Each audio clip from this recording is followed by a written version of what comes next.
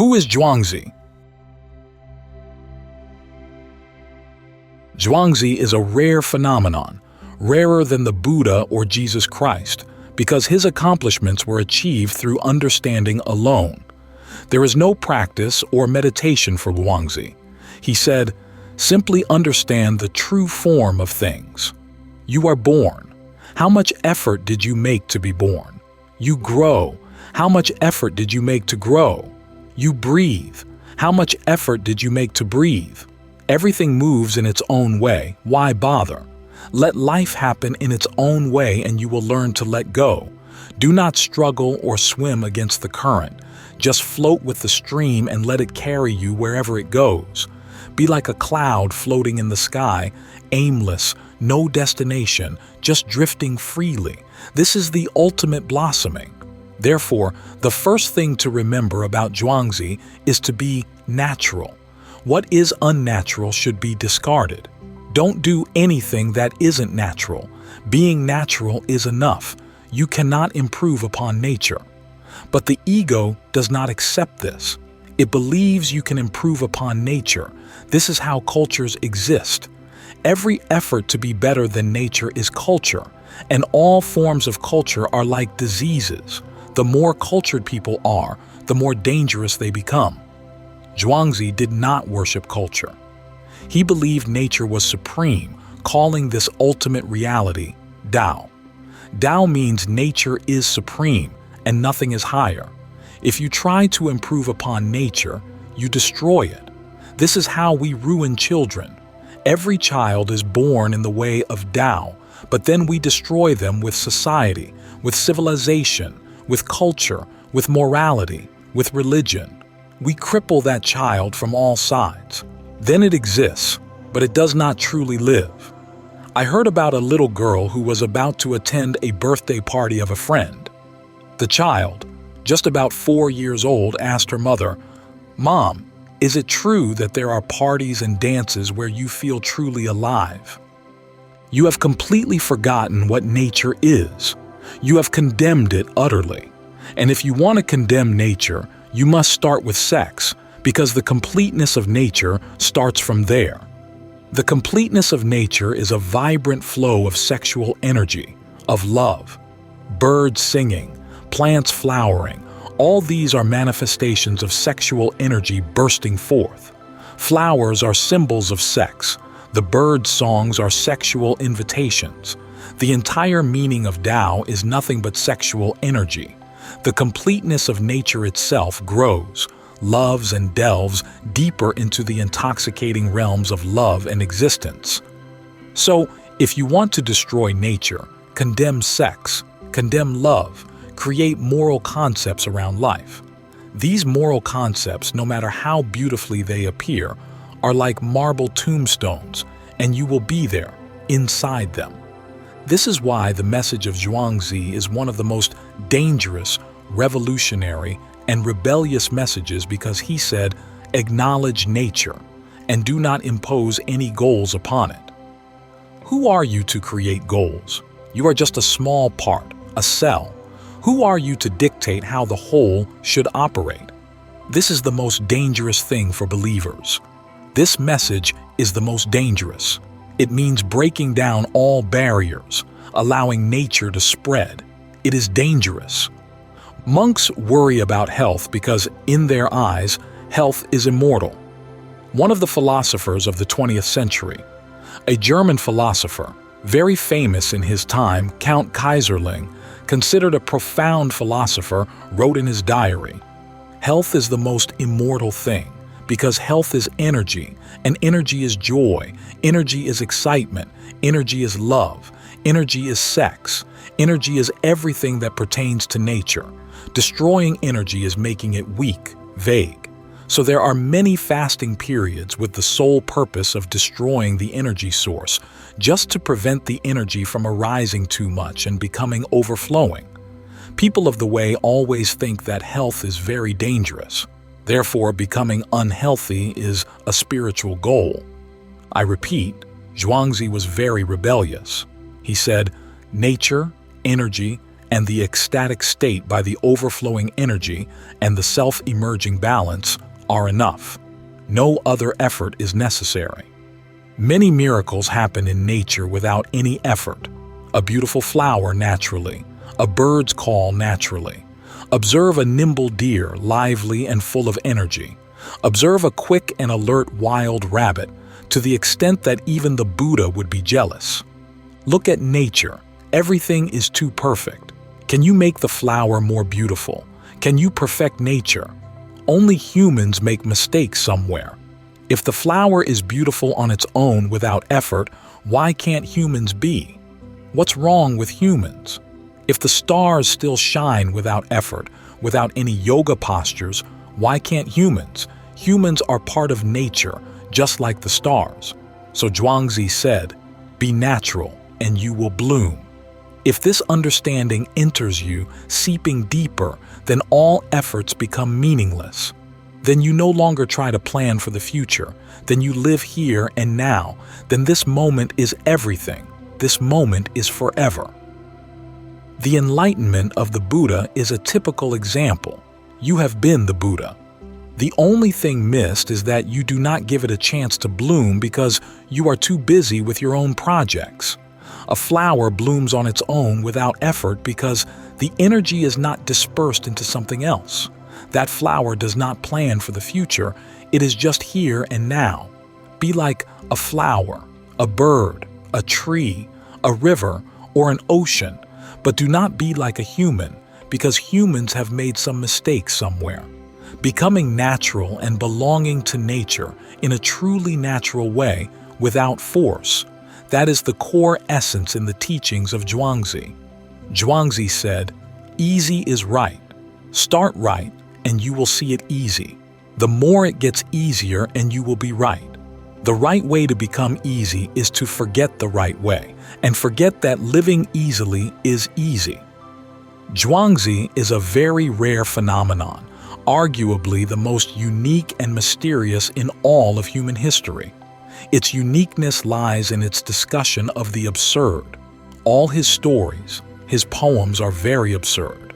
And the reason he chose to express the absurd is very significant. The mind must be silent. Because the mind will not stop before logical things, it will continue endlessly. The mind flourishes with logical, reasonable things.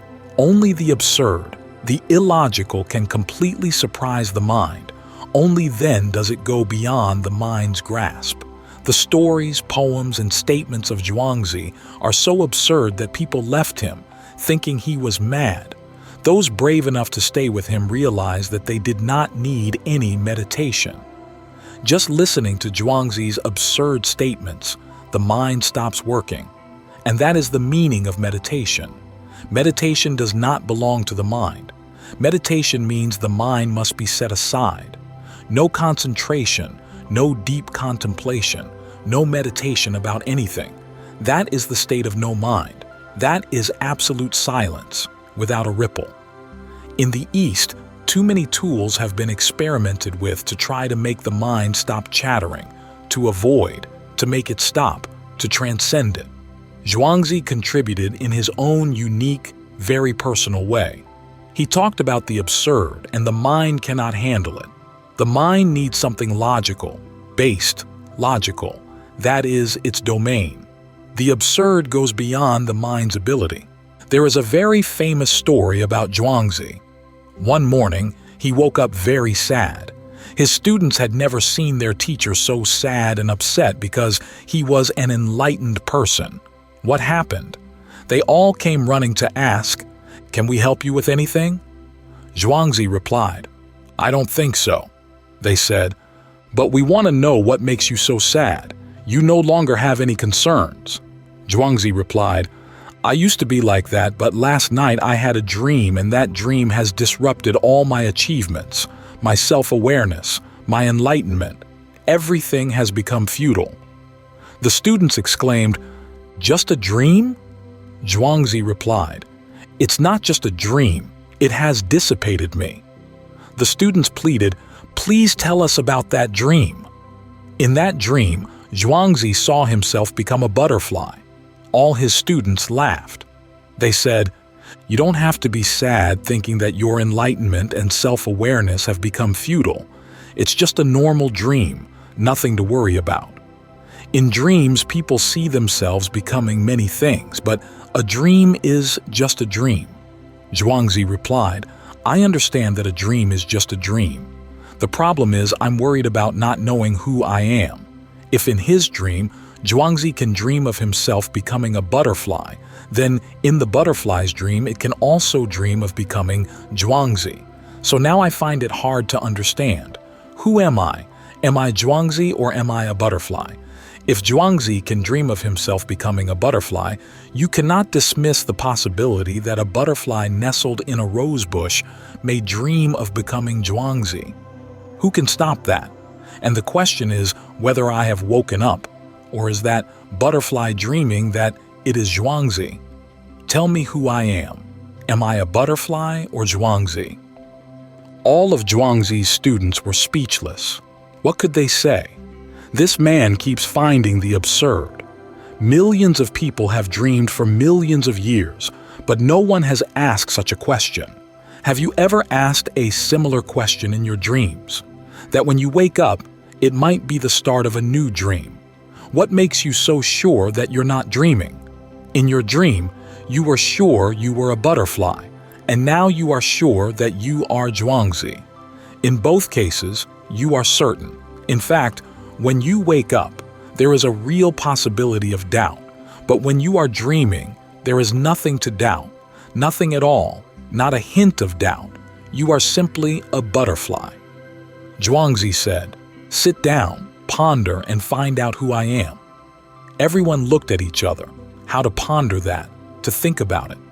It's unthinkable. It's beyond the mind's capability.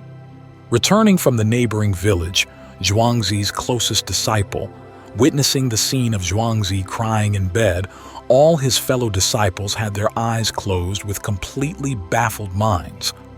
What can the mind say about that? The question is absurd. He asked a fellow disciple sitting near the door, "What's going on? It looks very serious. We've never seen anything like this here. Why is the teacher crying? Did someone die or did something happen?" The fellow disciple replied, "The teacher just came up with a new absurdity. No one has died and nothing has happened. The teacher is tormenting everyone." Now everyone has to ponder that. And he told everything to Zhuangzi's close attendant. He replied, "Don't worry, just ponder. I'll be back." He stepped outside, brought back a bucket of cold water and poured it over Zhuangzi's head. Then Zhuangzi burst out laughing, then said, "If you were here, you could have saved that bunch of fools. They look serious as if they are really thinking, and you could have prevented all the tears and suffering. But wait, don't pour any more. The water is too cold." The close attendant asked, "So have you solved your problem yet?" Zhuangzi replied, "I have the answer, and you will be my successor. That is not a problem that can be solved by the mind.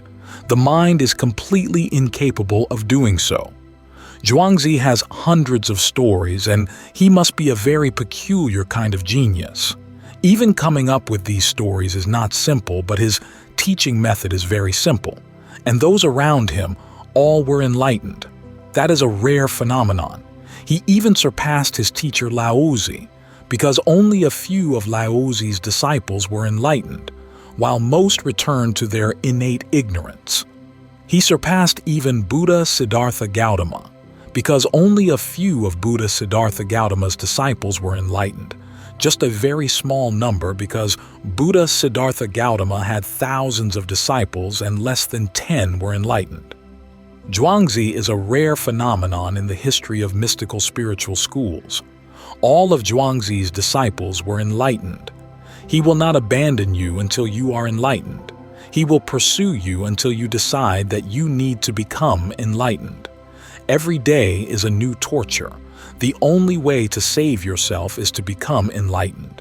But his method is very simple, and the poem above expresses the entire method of Zhuangzi in a very concise and memorable way. SEO, EP1, EP2, Easy is right. No one has ever dared to say that. On the contrary, people always make being right difficult. For you, those who have been challenged by many traditions, error is easy, right is hard. It needs to be honed. It needs discipline. It needs to be suppressed. It needs to deny the world. It needs to give up even the joys. Lies are easy. Truth is hard. That is the common condition of testing humanity. But Zhuangzi is obviously a person with a broad, vast understanding. He says, easy is right. So why do humans make it difficult? All your saints make it too difficult. The harder the task, the more the ego feels challenged. Climbing Everest is a difficult task. Hundreds of people died before Edmund Hillary reached the summit. For a century, one climbing group after another tried, and when they reached the summit, Edmund Hillary saw nothing there. There's just a very narrow space, the highest peak, just enough room for one person to stand. When asked, "What motivated you?" Knowing very well that hundreds of climbers have lost their lives over the past 100 years, even their bodies were not found. Yet you still risk this challenge. Edmund Hillary replied, "I tried. It hurt me. I'm a climber. I like conquering peaks, and it's shameful that we have Everest Peak and no one can conquer it. I wasn't looking for anything but felt extremely happy." What is this happiness? You haven't found anything. Happiness is your ego becoming brighter. You are the first person in history to set foot on Everest. Now no one can replace you. Anyone who climbs to the summit of Everest will be the second, the third. While you have marked history, you are the first. You haven't found anything, but you have found a rich source of nourishment for your ego. Perhaps Edmund Hillary didn't even realize that. Religion makes righteousness difficult because difficulty is attractive to the ego. But the ego is not the truth. The ego is not right. Have you seen this dilemma? The ego is only attracted by difficult things. If you want everyone to become saints, you must make your righteousness, truth, discipline very difficult. The more difficult it is, the more attractive it becomes, almost irresistibly attractive to selfish people. But the ego is not right. It is the worst thing that can happen to a person, and it can't bring you righteousness, truth. It can only make your ego stronger. Zhuangzi made a beautiful statement. Easy is right. Because for easy things, the ego does not find it attractive. If you aim for easy things, the ego will gradually die. And when there is no more ego, you have reached your reality, righteousness, truth. Truth and righteousness must be natural. Easy means natural. You can easily find them. Easy is right means natural is right. No effort is right. No self is right. Start right and you will see it easy. The more it gets easier, and you will be right. They are just two sides of a coin. If when you start living right you find it difficult, remember that this way of living is not right. If living right, your life will become easier, more leisurely, more flowing. Going against the flow is difficult, but going with the flow is not. So either choose easy things, natural things in life, and you will be right.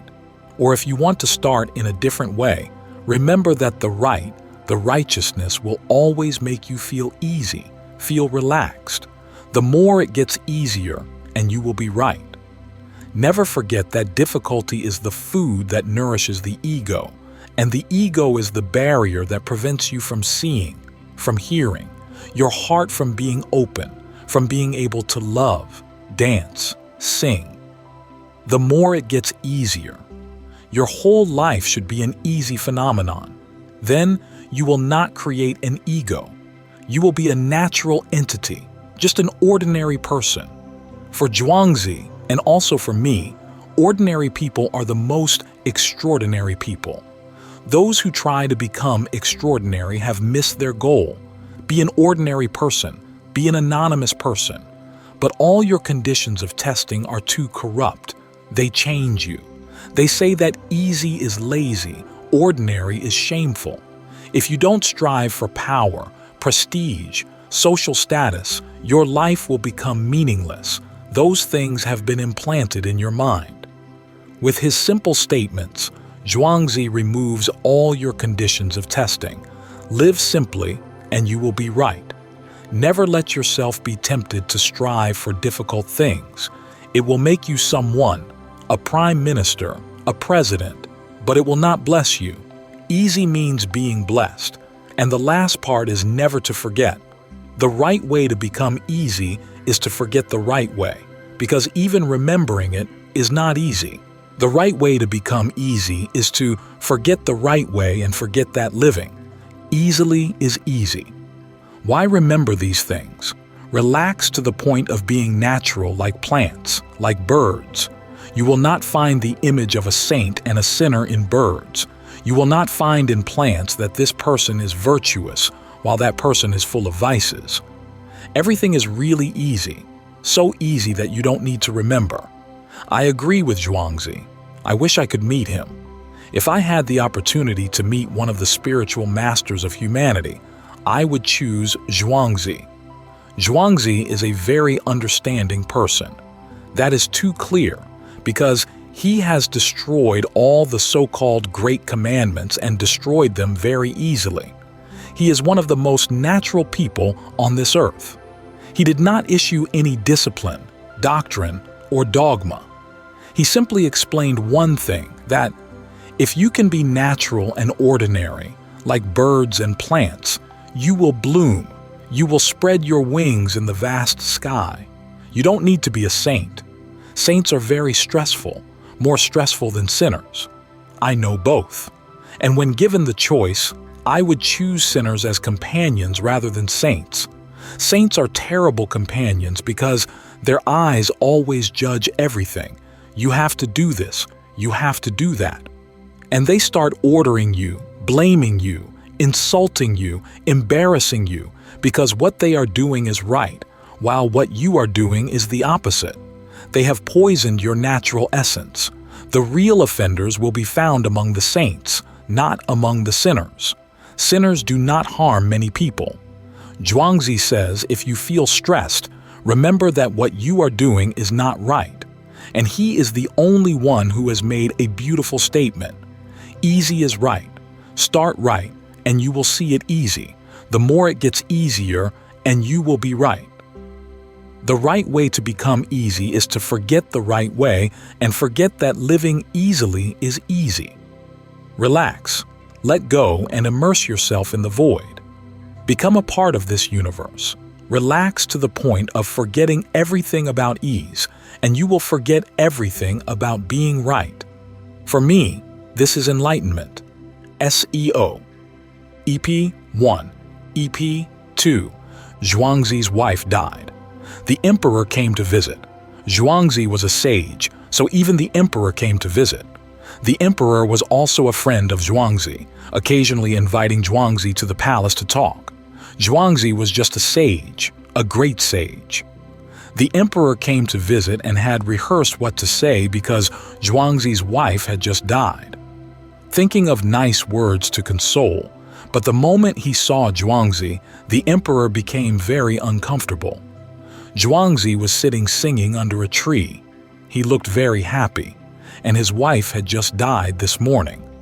The emperor felt uncomfortable and asked, "Zhuangzi, not crying is already too much, but singing, isn't that going too far?" Zhuangzi asked back, "But why should I cry?" The emperor said, "It seems like you don't know that your wife is dead." Zhuangzi replied, "Of course, I know my wife is dead. But why should I cry? If she's dead, it means she's dead. I never expected that she would live forever. People cry because they expect. I never hoped that she would live forever. I always knew she could die at any moment, and today, it happened. It could happen at any time, and any day could be that day, so why shouldn't I sing? If I can't sing in the face of death, then I can't sing in life, because life is a journey to death. Every moment, death will come to someone, somewhere. Life is a journey to death. If I can't sing at the moment of death, I can't sing at any time. Life and death are not two separate aspects. They are one. The moment a child is born, death is also born with it. As people grow, death comes closer, and whatever it is called, death is the culmination of what is called life. So why shouldn't I sing? Moreover, that poor woman lived with me for many years. Why shouldn't I sing a few words to show gratitude when she leaves? She must rest in harmony between music and love. Why should I cry? People only cry when they expect something that doesn't happen. I never expected that she would be with me forever. When there is no expectation, no desire, one does not feel dissatisfied. Look at the difference. We keep longing, then failing, then we find ways to be satisfied. This implies that you don't long, and you also see that longing is futile. Therefore, the second difference is that you only seek satisfaction when you fail. If successful, you will be overjoyed. That proves that your satisfaction is fake. When you fail, you say, "I am content." When successful, you overflow with joy. That can't happen. Behind your satisfaction, under your satisfaction, is sorrow. If not, when you succeed, this joy will not appear. If when successful you feel happy, then it is impossible that you do not feel unhappy when you fail. For a person like Zhuangzi or like the Buddha, whether successful or failing does not matter. They are still satisfied. Your fake satisfaction will be shattered by failure. You only consider it as a focal point when you fail, in pain. When successful, you step out of that focal point to enter the open sky, dancing, singing in happiness, joy. This cannot happen. It proves that your focal point is fake. It's just an arrangement for emergencies. It's not your natural essence. A person satisfied with life will not see any difference between success and failure. There is no difference for that person. Whatever happens, that person is satisfied. Success or failure is not a concern because he does not crave achieving something, a future. Whatever happens, the future of that person always shifts. He is always ready to receive it, whatever it is. I remember another anecdote about Zhuangzi. When someone says something to him, even before that person speaks, Zhuangzi will say, "Good, very good." That's his habit. Therefore, sometimes the situation becomes very awkward because that person might say something bad and Zhuangzi doesn't even bother to listen. He just says, "Good, very good." Someone says, "My wife just died." Zhuangzi replies, "Good, very good," as if he hasn't heard anything. Someone says, "Last night someone broke into my house," and Zhuangzi says, "Good, very good." One day someone said, "Your son fell from a tree and broke his leg." He replied, "Good, very good." From then on, people started to think that he did not understand the meaning of the word good, because if nothing is bad, if everything is good, then he has violated the limits of language. So the whole village gathered and asked him, "Please tell us the meaning of the word good, because we have reported everything, even misfortunes and even death, but you just say good. And this morning, your son broke his leg. He is the only one who has been helping you in old age. He has been taking care of you until now, and now you will have to take care of him. With old age and weakness, that is unfortunate, but you still keep saying good." Zhuangzi replied, "Just wait. Life is a very complex relationship." The next day, war broke out with a neighboring country, and all the young men in the village had to enlist. Only Zhuangzi's son stayed home because of his crutches. So the villagers said, "You are truly insightful. You said good and it turned out to be good." Zhuangzi replied, "Just wait. Don't rush. Life is very patient." His son just got engaged to a girl, but then the girl's family refused to marry her off because they did not hope that the groom could walk anymore. His legs were severely injured. Therefore, once again, the villagers said, "Everything eventually turned out to be bad." Zhuangzi said, "Just wait, don't rush. Life is very patient." A week later, the girl suddenly died. The villagers came to him and asked, "What are you doing? You have an extraordinary ability to predict. Did you foresee that the girl would die?" But Zhuangzi again said, "Just wait, just wait." Zhuangzi said that everything will be fine if you do not expect. Life is infinite, but we have too little patience.